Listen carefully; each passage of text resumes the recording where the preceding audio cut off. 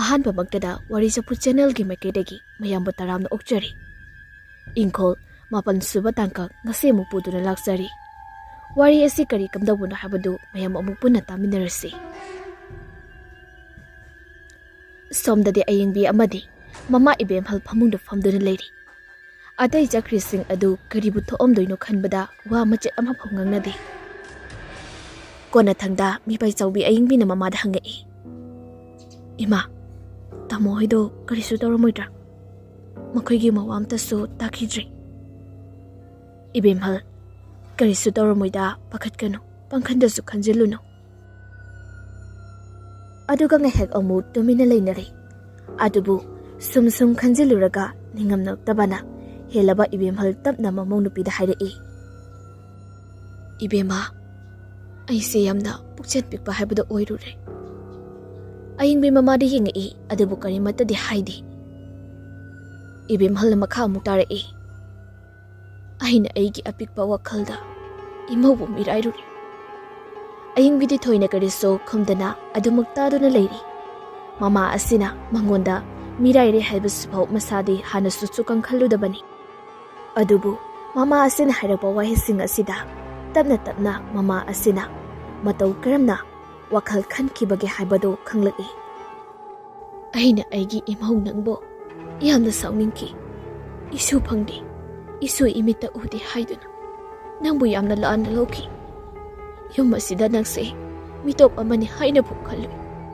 ꯑꯗꯨꯃꯛꯅ ꯑꯩꯁꯦ ꯉꯁꯤꯗꯤ ꯄꯥꯞ ꯐꯪꯂꯕꯅꯤ꯫ ꯅꯪꯅ ꯁꯤꯗ ꯑꯍꯥꯟꯕ ꯂꯥꯛꯄꯗ ꯏꯃꯨꯡ ꯏꯪꯈꯣꯜꯁꯦ ꯀꯔꯤꯅꯣꯃ ꯏꯇꯧ ꯇꯧꯏ ꯍꯥꯏꯕꯗꯣ ꯑꯩꯁꯨ ꯈꯪꯏ, ꯈꯪꯗꯕ ꯅꯠꯇꯦ꯫ ꯑꯗꯨꯕꯨ ꯏꯃꯧꯗ ꯌꯦꯡꯈꯤꯕ ꯑꯈꯨꯕ ꯃꯤꯌꯦꯛ ꯑꯗꯨꯅ ꯃꯔꯝ ꯑꯣꯏꯔꯒ ꯃꯗꯨꯕꯨ ꯑꯩꯅ ꯈꯪꯁꯤꯟꯅꯗ ꯁꯥꯗꯨꯅ ꯅꯥꯊꯩꯈꯤꯕꯅꯤ꯫ ꯃꯗꯨꯒꯤ ꯃꯍꯩꯅꯅꯤ ꯑꯩꯅ ꯉꯁꯤ ꯑꯩꯒꯤ ꯍꯛꯆꯥꯡ ꯄꯣꯂꯥꯡ ꯑꯁꯤꯕꯨ ꯐꯠꯇ꯭ꯔꯕ ꯊꯋꯥꯏ ꯀꯌꯥꯒꯤ ꯁꯥꯟꯅꯐꯝ ꯑꯣꯏꯔꯤꯕꯁꯦ꯫ ꯏꯃꯥ, ꯑꯗꯨꯃꯥꯏꯅꯁꯨ ꯍꯥꯏꯕꯤꯅꯨ꯫ ꯑꯩ ꯅꯨꯡꯉꯥꯏꯇꯦꯕ꯫ ꯑꯩꯅ ꯏꯃꯥꯗ ꯀꯔꯤꯁꯨ ꯂꯥꯟꯅ ꯈꯟꯈꯤꯕ, ꯎꯈꯤꯕ ꯑꯝꯇ ꯂꯩꯇꯦ꯫ ꯑꯗꯨꯝꯅ ꯍꯥꯏꯕꯤꯒꯅꯨꯀꯣ꯫ ꯑꯩꯒꯤꯗꯤ ꯏꯃꯥꯃꯨꯛꯅꯤ ꯈꯟꯖꯔꯤꯕꯅꯤ꯫ ꯃꯤꯑꯣꯏꯕ ꯑꯩꯈꯣꯏꯁꯦ ꯁꯣꯏꯗꯕ ꯉꯝꯕꯁꯨ ꯅꯠꯇꯦ ꯍꯥꯏꯅꯔꯤꯕꯗꯨꯅꯤ꯫ ꯑꯗꯨꯅ ꯏꯃꯥꯅ ꯈꯤꯖꯤꯛꯇꯪ ꯁꯣꯏꯈꯤꯕ ꯑꯗꯨꯒꯤꯗꯃꯛꯇ ꯅꯤꯟꯗꯥ ꯇꯧꯒꯗꯕ ꯅꯠꯇꯦ꯫ ꯁꯦ, ꯑꯗꯨꯒꯤ ꯁꯔꯨꯛ ꯇꯥꯃꯣ ꯍꯣꯏꯅ ꯊꯣꯛꯈꯤꯕꯗꯣ ꯑꯗꯨꯒꯤ ꯑꯐꯕ ꯃꯪꯒꯣꯜ ꯑꯣꯏꯅꯕ ꯊꯧꯅꯤꯃꯤꯟꯅꯁꯤ꯫ ꯑꯗꯨ ꯈꯛꯇꯁꯨ ꯅꯠꯇꯦꯗ ꯏꯕꯦꯝꯃ, ꯑꯩꯅ ꯈꯔ ꯇꯤꯡꯈꯦꯠ ꯂꯩꯈꯦꯠꯄ ꯑꯣꯏꯔꯨꯕꯅꯤꯅꯅꯦ ꯑꯩꯅ ꯉꯁꯤ ꯋꯥꯔꯤꯁꯤ꯫ ꯅꯠꯇ꯭ꯔꯕꯗꯤ ꯁꯤ ꯌꯧꯅꯁꯨ ꯋꯥꯔꯝꯂꯣꯏ꯫ ꯑꯁꯨꯝꯅ ꯃꯅꯤ ꯃꯃꯧ ꯑꯄꯦꯟ ꯄꯦꯟꯗ ꯐꯣꯡꯗꯣꯛꯅꯔꯤꯉꯩ ꯑꯀꯤꯕꯒꯤ ꯋꯥꯈꯜ ꯇꯞꯅ ꯇꯞꯅ ꯀꯥꯎꯈ꯭ꯔꯤ꯫ ꯇꯟꯖꯥ ꯑꯁꯤꯗꯗꯤ ꯐꯠꯇ꯭ꯔꯕ ꯊꯋꯥꯏꯒꯤ ꯄꯥꯝꯖꯕ ꯃꯇꯝ ꯑꯣꯏꯔꯛꯂꯤ꯫ ꯌꯨꯝꯒꯤ ꯌꯦꯅꯈꯥ ꯑꯃꯗ ꯐꯛꯂꯥꯡꯗ ꯃꯈꯨꯠꯇꯨꯅ ꯒꯨꯔꯨ ꯒꯨꯔꯨ ꯈꯣꯠꯄꯒꯤ ꯈꯣꯟꯖꯦꯜ ꯑꯃ ꯇꯥꯔꯛꯏ꯫ ꯑꯍꯥꯟꯕꯗ ꯈꯣꯟꯖꯦꯜ ꯑꯗꯨ ꯑꯌꯤꯡꯕꯤꯅ ꯇꯥꯔꯛꯏ꯫ ꯃꯗꯨꯗ ꯑꯌꯤꯡꯕꯤ ꯃꯍꯥꯛꯀꯤ ꯃꯃꯥꯗ ꯃꯃꯤꯠꯇꯨ ꯆꯐꯨ ꯑꯃ ꯂꯥꯎꯊꯣꯛꯇꯨꯅ ꯃꯨꯟꯅ ꯌꯦꯡꯗꯨꯅ ꯂꯩ꯫ ꯃꯇꯧ ꯑꯗꯨꯗ ꯃꯃꯥ ꯑꯁꯤꯁꯨ ꯋꯥꯔꯤ ꯁꯨꯝ ꯁꯥꯔꯝꯕꯗꯒꯤ ꯇꯨꯃꯤꯟꯅ ꯂꯩꯈ꯭ꯔꯤ꯫ ꯃꯇꯝ ꯑꯗꯨꯗ ꯃꯍꯥꯛꯅꯁꯨ ꯈꯣꯟꯖꯦꯜ ꯑꯗꯨ ꯇꯥꯔꯤ꯫ ꯃꯈꯣꯏ ꯑꯅꯤꯃꯛ ꯀꯗꯣꯝꯗꯅꯣ ꯍꯥꯏꯗꯨꯅ ꯐꯃꯨꯡꯗꯒꯤ ꯀꯨꯝꯊꯔꯛꯏ꯫ ꯁꯨꯝ ꯇꯞꯅ ꯇꯞꯅ ꯃꯈꯣꯡ ꯑꯗꯨ ꯊꯥꯡꯗꯨꯅ ꯇꯥꯔꯒ ꯂꯥꯛꯄꯗ ꯌꯨꯝꯖꯥꯏꯒꯤ ꯐꯛꯂꯥꯡ ꯑꯗꯨꯗ ꯃꯄꯥꯟꯂꯣꯝꯗꯒꯤ ꯈꯣꯜꯂꯛꯄ ꯑꯣꯏꯔꯝꯃꯤ꯫ ꯃꯗꯨꯗ ꯑꯌꯤꯡꯕꯤꯅ ꯃꯅꯥꯀꯣꯡ ꯑꯗꯨ ꯇꯞꯅ ꯐꯛꯂꯥꯡꯗ ꯅꯞꯁꯤꯜꯂꯒ ꯇꯥꯏ꯫ ꯃꯗꯨꯗꯁꯨ ꯐꯛꯂꯥꯡ ꯑꯗꯨꯗ ꯈꯣꯠꯄ ꯂꯦꯞꯇꯦ꯫ ꯑꯗꯨꯒ ꯈꯣꯠꯂꯤꯕ ꯑꯗꯨꯁꯨ ꯑꯉꯥꯡ ꯅꯨꯄꯤ ꯃꯆꯥ ꯑꯃꯈꯛꯅ ꯀꯞꯂꯤ ꯀꯞꯂꯤ ꯇꯧꯔꯒ ꯑꯩꯕꯨ ꯀꯟꯕꯤꯌꯨ ꯍꯥꯏꯕꯒꯤ ꯃꯑꯣꯡꯗ ꯀꯞꯄꯅꯤ꯫ ꯃꯗꯨꯗ ꯃꯃꯤꯠꯇ ꯃꯆꯥ ꯎꯖꯗ꯭ꯔꯤꯕꯤ ꯑꯌꯤꯡꯕꯤꯗꯤ ꯈꯥꯡꯕ ꯉꯝꯗ꯭ꯔꯤ꯫ ꯑꯉꯥꯡ ꯑꯁꯤꯕꯨ ꯀꯟꯕꯤꯔꯒꯦ ꯍꯥꯏꯗꯨꯅ ꯐꯨꯛ ꯍꯧꯒꯠꯇꯨꯅ ꯏꯃꯨꯡꯂꯣꯝꯗꯒꯤ ꯆꯦꯟꯊꯣꯔꯛꯏ꯫ ꯏꯕꯦꯝꯍꯜꯅꯁꯨ ꯈꯥꯝꯕ ꯅꯪꯍꯧꯗ꯭ꯔꯤ꯫ ꯑꯗꯨꯕꯨ ꯑꯌꯤꯡꯕꯤꯅ ꯁꯨꯃꯥꯡ ꯌꯧꯈꯤꯕꯒ ꯃꯩ ꯃꯨꯠꯊꯣꯛꯈ꯭ꯔꯤ꯫ ꯄꯨꯡꯃꯝ ꯃꯝꯂꯤ꯫ ꯉꯥꯜꯂꯤꯕ ꯍꯥꯏꯕꯕꯨ ꯊꯥ ꯃꯆꯦꯠ ꯑꯁꯤꯗꯒꯤ ꯊꯣꯛꯂꯛꯄ ꯃꯉꯥꯜ ꯑꯁꯤꯈꯛꯅꯤ꯫ ꯏꯕꯦꯝꯍꯜꯁꯨ ꯆꯦꯟꯊꯣꯔꯛꯏ꯫ ꯑꯗꯨꯕꯨ ꯃꯃꯥꯡ ꯊꯣꯡ ꯑꯁꯤ ꯍꯦꯛ ꯌꯧꯕꯒꯗꯤ ꯊꯣꯡ ꯑꯗꯨ ꯃꯊꯟꯇ ꯂꯣꯠꯁꯤꯟꯈ꯭ꯔꯤ꯫ ꯐꯅ ꯊꯤꯜꯂꯕꯁꯨ ꯐꯅ ꯏꯜꯂꯕꯁꯨ ꯍꯥꯡꯗꯣꯛꯎ ꯍꯥꯏꯕ ꯌꯥꯗ꯭ꯔꯤ꯫ ꯂꯣꯏꯅꯅ ꯑꯌꯤꯡꯕꯤꯗꯤ ꯄꯨꯡꯉꯥꯎ ꯉꯥꯎꯔꯤ꯫ ꯑꯉꯥꯡ ꯃꯆꯥꯗꯨꯒꯤ ꯈꯣꯟꯖꯦꯜ ꯑꯗꯨ ꯁꯣꯟꯊꯥꯡꯅꯅ ꯃꯅꯥꯀꯣꯡ ꯑꯁꯤꯗ ꯑꯗꯨꯝ ꯇꯥꯔꯤ꯫ ꯑꯗꯨꯒ ꯏꯃꯨꯡꯗꯒꯤꯅ ꯃꯃꯥ ꯑꯗꯨꯅ ꯀꯟꯅ ꯀꯟꯅ ꯂꯥꯎꯔꯤ, ꯊꯣꯡ ꯍꯥꯡꯉꯨ ꯍꯥꯏꯗꯨꯅ꯫ ꯑꯌꯤꯡꯕꯤ ꯉꯥꯏꯍꯥꯛꯇꯪ ꯑꯗꯨꯗ ꯃꯀꯣꯛ ꯑꯗꯨ ꯎꯔꯨ ꯎꯔꯨ ꯂꯩꯗꯨꯅ ꯌꯦꯡꯂꯝꯂꯒ ꯌꯦꯅꯈꯥꯔꯣꯝꯗ ꯆꯦꯟꯈ꯭ꯔꯤ꯫ Imungdagi ibemhal mamung nupi amuk kau machanupabu amuk kauduna men man tadre. Imangga mambaga imunga oibaga maisumutchibanina. Kamdawni haiduna upai thirakpa matamda sakhumda maraga changlei. Makut adu tingthoktuna mara lakliba adu mahaki hek nakanda amuba thawai kaya amasu leptuna leri. Adu balaibak thibadi thongjin mapal aduda khudi adu thiduna tusili. Matam aduda makuk adu upuda yesankibadagi gyan sumangli tawrumlaga matungda leimaida gyan manglaga adum takri. Somdana kamdawri ayingbi yenekha aduda abema haiduna kauduna lakli. Adubu karisu udi. Mahakna singnaba mafam adu maktada hantak mukti uri. Chahi nauribi angang amakak dari aduda tasinduna famlaga hikna lauba makai kapliba adu. Madu uba maktada ayingbi panthaba tawdana mapira cheladuna angangdugi manakta sinsilai. Macha phangdri haiba sifauba kauba makai. Macha oirabai ningladuna pamkatuna chetne konsili aduga pene kapchari. Isa bukai doragi mama lai sidi ise kapatoba mama lai haiba se asamna ngaya kapla duna agang adugi makuk aduda nanbiri. Adubu wakhalda amuk phat launa mahaki macha phangdri haibasi ningsinglai. Matam maduda angang adu mihun takhidri lingsu lengkhidri. Makuk to lanamba ajusu masamado tamna kelei. Ayingbi swailawa makai pakhalai. Thabal mangal asida angagando matambakti lokthugtuna yengubadadi saru polang oiduna lirami. Ayingbi khangboi lakpoi angangadu phatlang toi. Hena ngaklibadi saru polang sing adu leimaida hek tabaga uful amagumna joy launu mangki. Matam asida ayingbi gyan lakli madudi mangoda uriba phawriba asi mitrangni haibasi. Loinana kirambadagi kaya adu tapna kiraktuna. Ayingbido pukahawgatuna manggol lomda jelei. Manggolgi dari heka khatpaga khongjeng aduda ngasagi angang aduna tap launa pairai. Matam maduda ayingbi mamaido upsindun tai. Manaton adusu yesinbadagi kairi. Nahisu leptana tarai. Khangba ngamdraduna kappaga khangi. Adubu imungdadi changhorage haiduna sitlaga lai. Ungdana angang masaduna chongduna mahaki masaduda kanthokkan sinsanari. Machindasu isai muru ngangli. Aduga khangaudana ayingbigi mathakta tusilai. Saru polang oiraba haksang adugi makut aduna maphagan mokhwang managanda tap pairaga kairakpadai haujikti ayingbigi makukta chapchana yori. Matam aduda angang macha aduna manakongda akiba phanglaba isai amakak saklai. Matam maduda ayingbi yamna wana mamitagi mapi sinthana anaba chaina aduga loinana makut aduna thongjin tabu yorabadi khanda thongjin mapan adubu yamna wana lamli. Mukesh pibam sokli saru sayanga loina teklabagum anaba phawri. Amai basisu yashan kibagi gyan phasana tadri. Khara safari ba haibabu James mathantani. Wana hotnaduna Mukesh amadi amaiba animak phaklang nga thaduna thami. Aduka mahaki mathawna pumba khomjinduna thengnarage haibagi matagum phuk hogalai. Aduga berendar aduda thora aga chap yungna lepi. Khonjen khara kalapna mataw leibigi thawaibu kowi. Matam asida ngihaki mamangda tawramba adugumna haurakli. Akoibada kapsu kapi amuksu noi. Amuksu hauna lawbagi mataw leibigi khonjelda kana nokli. Asumna kana noklamlaga berendar asigi aroibada nupi amakak amamba maraktagi purokpado James na uri. Adubu makuk adudi yawba ude. Makuk aduna paiduna lakpa mali. Asum tapna sangsilai. Yungiba pilar masa adugi marum hek yawbaga nupi adu phatpat mangki. Aduga anganba jagada thorai. Khara sum sangsilakpada James mahaki leizabi thongna pumba puthoktuna khutum singlaga ngaituna lei. Ikang khangaudana manak yawramdai asidadi ukhong amagi marumdagi mangkhri. James mamai adu koilei leiduna yengi.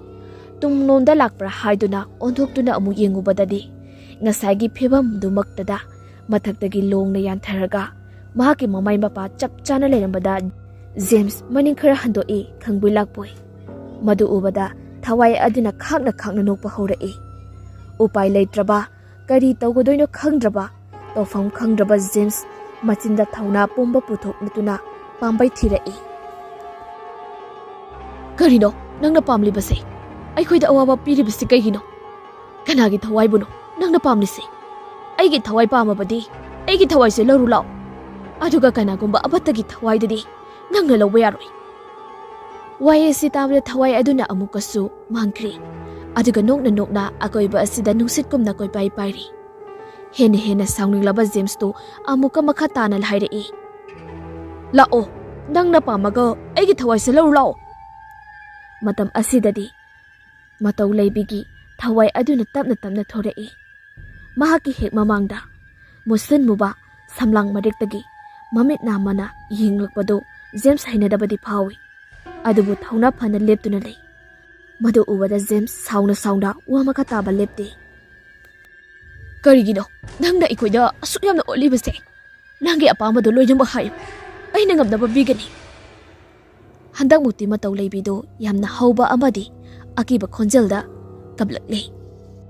Maduda James makoladu yakman khiduna taba ngamdabadagi manakong ado misili. Adumaknaso yaraktabadagi mamit adu usinduna khuruk kullaga mamai adu leimaido usinduna khangi. Ngihak leiraga phakri mamai onkhalakpadadi kanaso amu leiramdri. Adubu ka manung adudagi yamna wana mukes aduna kaurakpado James na tari. James sangsinduna yengi. Amaiba adudi gyan adum mangduna taramli. Sordi holi. Aduga mukesti sor thabet honduna yamna wana khanglami. Yamna wana James da asumna hairei. Ina nayamba maram singdo loina khangi. Pumnamakse loisinpham khanglaroi aina natrabadi. Ai maram khangi. Nang aigi mating pangira. Ha karibuno yamba. Mahakna pamlibase aibune. Karigi kamdongna. Ipada khumgadaba laman khumagam hautabada. Adu ipagi cheliba aingonda khumlabadi. Mahaki aningba apamado kokhigadi. Matam adu maktada pumnamakse pagadi. Madu chatnabi yari yamba. Madu hekta maram sabo oithokadaba natti. Adu natrabadi kari oigani. James hanta mukti khumpham amata khangdri. Mukesna amukasu makhatarei. Imung asida leiramba mi khudimakta magi asonba jaga amada mahang awaba pibase aibu mafabasida khongduba selibani. Madu mamagi yumbu aduna ngamdabadagi leiba ngamdadna chatkibani. Adubu nangnadi upai maram thiraga aibu mafamasida kaubirise pumnamakki yaiphanaba oiribani. Aisu matam kuirabagi mamangdagi ipagi papto kokchadaba kaidausi khanduna talakpani. Aduga thawai asisu matam kayang kuida mahaki labal singba pamlungani haibase ai ngasidi khangi. Aduna apamba anise nangna pangannaba hotnabada mating pangbiru. Adu oithokpa yaroide yamba. Oithokpa yaroidaba ngaktani oirakni singsing. Aina hairise nang amta munna khalu. Thawdokse aigi thawdok oigadabani. Nakoidi aingoda bating pangbabagta pangbiru. Maduda aigi apenbastu oijage. James hanta muti karisu khomdre. Mukesna hairakleba sing adu chumle khali. Aduna maram oiraga Mukesh ke apamba se tongalagi khali. Mukesna ai isase lengba otpa yamna nungaiti. Aduda ai mafam asibakta da lehorage. Nang oja se pudu da chirkru. Hana yenglaglanu. Maduda aigi thawai oirage. Aigi thawai katlabasu kalani. Ipagi laman singbo oina. Aduda yengdabida nairum chakro mafamasi thadoktuna. James haifam tafam khangdre. Mukesh da upai leitaba miyengda yengduna lei. Matam thintharani haiduna Mukesh na ngamda inthorei. Maduda upai leitraba James amaiba adubu mangonda puthoragtuna ka adudagi tholai. Mahakna thokiba matam aduda Mukesh tu thawai changna hikna kapado tarai. Matam asida James so mamitagi mapi sinthana amaiba asibu puduna thorakli. Hauji Mukesh mathantamak phaklang asila nga thaduna famli. Kaplamba adudagi tamna nokthorei.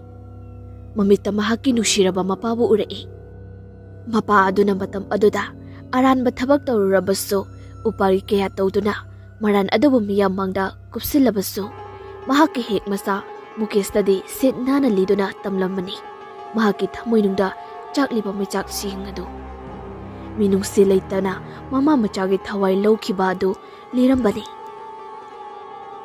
Maduki pap adubu Mukesh na mapabung nungsibana maram oiraga pap koksanaba maram thirakpani. Ngasidi tanjadu phangle khallubada mapa adugi nung-inumiba tawba sakpham adu mamita uruduna noksari. Adubu ngahak leiraga mataw lebi berendar aduda lakli tapna. Mahakna lakpagi khongthang makhol aduda Mukesh su tari. Madu Mukesh na thawna fadoglaga sem sari madubu thengnanabagidmakta. Tapna lakpa khongthang makhol taramba adu naksilakli. Khara naksilakpadagi manak yoromdai aduda chap lepkhri. Kaidawrabano khangdrabana Mukesh yamna wana haugatuna thongjin mapan aduda mangak adu lithoktuna yingloi. Matam asidadi kanasu leiba uramde. Wakhalna oina mare haiduna phan laisilakpadadi mahaki hek mamangda maya hi gatuna leptuna leiramba aduda khangpre khangi. Mukesh ki ngaksam aduda khangpai pai silaktuna thangkali. Mukesh makhong adu phidring kawi. Ngak astamna tawraga phat thadorakpada Mukesh leimaida bom launa tai. Madu uraga mataw leibidi khakna nokli. Phaglang aduda napnaga soro chingna chatli. Mukesh madu uba magtada akiba suphawi. Adubu kidabadi saduna yamna wana masa adu phaglang tamna changsinduna ngathai. Phana tawduna so mataw leibina di Mukesh na akiba phawri haibadu sitnana khangli. Aduna maram oiraga akiba khonjel amada khonthangnana asomna hairai. Mangi jaw chap mane. Mangi jaw Mukesh chap mane. Mahakna hairagliba asisu ataygi natti.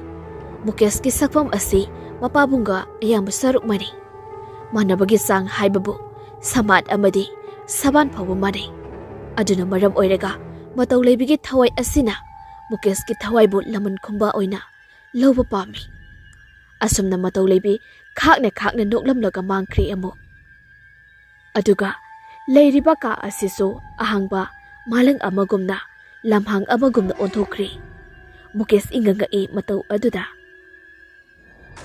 Makhong mukut adu amung masa matomda pairaga yingsabadadi karisu tawramdi. Mamay mami aduso makut aduna nalaga yinglubada karisu tawramdri. Asunda phuk hogolai. Ikoy na yinglakpa matamda karisu udi masanatana. Uriba haibabu maiku khara pairiba adu khakni. Adubu khara lapna ngantrik nganba karigomba ama ubadagi Mukesh haugatuna mafam aduda chinsili. Kare he lapna uba matuda chencha chatlubadadi mahaka chap manaba ama chinsilakpada uri. Maduda Mukesh khara kana chinsinduna yenglubadadi mingsel apakwa ama oiramle. Karina tawribase haiduna khudum tasinduna mingsel aduda thilli adubu kayu haibadi yadi. Mahagni uriba se mingsel aduda tariba mami aduni. Ikhang khangawdada mingsel aduda mataw leibigi mami tarakpa aduda Mukesh phat onthoktuди yingi. Adubu karisu leiramdi. Amuk onsilakpa matamdasu mami adu taramdre. Mukesh tafam khangdre. Aduga amukso mingsel aduda mahaki manakta tunglumdagi kanagumba amuba ama changsilakpadu uri. Matam asidadi Mukesh leithoktuni yingdre mangkini khanbana. Asum changsilaktuna mami adu Mukesh ki tungda chap lepkhri. Mami aduna Mukesh ki lengjumda sor honbagi moongda phi kamlakpadu Mukesh ta phawri. Aduga tapna makhut animak thangatuna Mukesh ki lengjum mathakta animak to thami. Matam aduda Mukesh mamaidi laithokdana mamitna lengzum aduda yengli. Matam asidado asing mamaki musinmuba ipat patlaba kusta aduna mahaki lengzumda leirambado uri. Aduga amu mingsel aduda yenglubadadi mamit lakthokduna mayadagi I marik sentharakduna Mukesh ta munna yengduna leirambaduna Mukesh masado khangbulakpu leithorei. Matam asida matau leibigi thawai asina Mukesh pu khangi ni lei. Maduda Mukesh makuk adu mingsel aduda yesali. Mingsel adu handakti kairi. Loinada Mukesh ki makuk adu so kaibadagi isen tharei. Maduda Mukesh makut aduna mahaduna yengluba matamda ina punglublublami. Aduga akoiba asiso mangfam ama oiduna leiramli. Mangfam asi achamba mangfam amadi natri. Fatraba thabak kaya tawrubasangi mangfamni. Isam samna hairabada patala haibaduni. Angakpa sangsar amani. Atiyaso I machugum nangangi. Machi musin muba nongi mapai kaya supairi. Hauriba upala wapal sing aduna mana amata yaudabagi akiba mafamni. Aduga mangfam bayam adugi mathakta saru makuk kaya masutari. Pumnamak asi Mukesh ki mabita ubani. Tasengba makidi Mukesh hauzik gyan mangduna mamit adu ngorok ngongda ka adugi paglang aduda ngathaduna leiribani. Asamna mamita kaya ama uhalamlaga Mukesh hauzik gyan lakli. Mahangna gyan lakpa matamda sor phungatlaba amagumda yamna wana sor hondokli. Masama udi hanagumda pungtik-tikli. Tanja asimaktada thongnawadu gam launa niglaktuna akiba phawalei. Mahakna leiriba ka asigi amamba kachillagi makut anikhak yam thuna tingthoraktuna Mukesh ki makung animak paisilai. Maduda Mukesh upai leitana makut adubu lokthoknaba kanna hotnajai. Adubu asum singsinkibadagi Mukesh leimaida masadu lungna tai. Men man tadraba makut aduna wana lami adubu upai leitana amamba kachil tamna sangsinkri. Kachin hek yaubagadi matau leibi leptuna leirami. Handakti aroiba mikup oihellage matagum makut ani adu Mukesh ki mamit ani duda khangting thinzili. Matam aduda Mukesh kana lauri adubu kanana sutabidi. Mukesh ki mamit animaktu kothoraklaga leimaida thathari. Aduga yengbada hangoiragadaba kiraba khongsa aduna netuna thugai. Mukesh kappa yaba lauba yaba du lauraduna sana du khangli. Aduga amukso Mukesh ki mathabak aduda khuzin sanglaba makut aduna khangtin thinzilei. Matam aduda Mukesh machindagi I orae. Makut adu loinamak thinjinduna mathabak lomda on khallaklaga Mukesh ki thabombi adu thadatuna lokthorei. Lauba ngamdraba Mukesh second khara ani ahum maridi Pidring kauramlaga khudak asida thawai thari. Angakpani taibangi sangsar asi maram suklai leitaba maran su suklai leitaba Mukesh ki mapagi pakidamak mahi phangling asidi Mukesh su. Adubo mahi adudi mahaki thawaina katkibaga chap manari. Aduga somdana kamdauri imung ado kangkhong saigadori. Madubu phanabani haiduni yamna wana James na hotnari. Asumna ma amaiba adu yamna wana poduna mayum tamna lakli. Mangol he kakhatpaga imungda mahaki nupina kapagi makoladu tarai. Maduda James na paraprop sinsili. Amamba mara asida kendal amagi maingal marakta mamai adu makut masa khujin maram ngakta ngairaba ayingbigi matambakta gyan mangduna tariba mama adubo pangkhatuna kaple. Mama adusu lukham lomdagi I thoktuna leiriba du James na uri. Maduda James na amaiba asibu phakta hiplam laraga mamagi manaktamna chinsilai.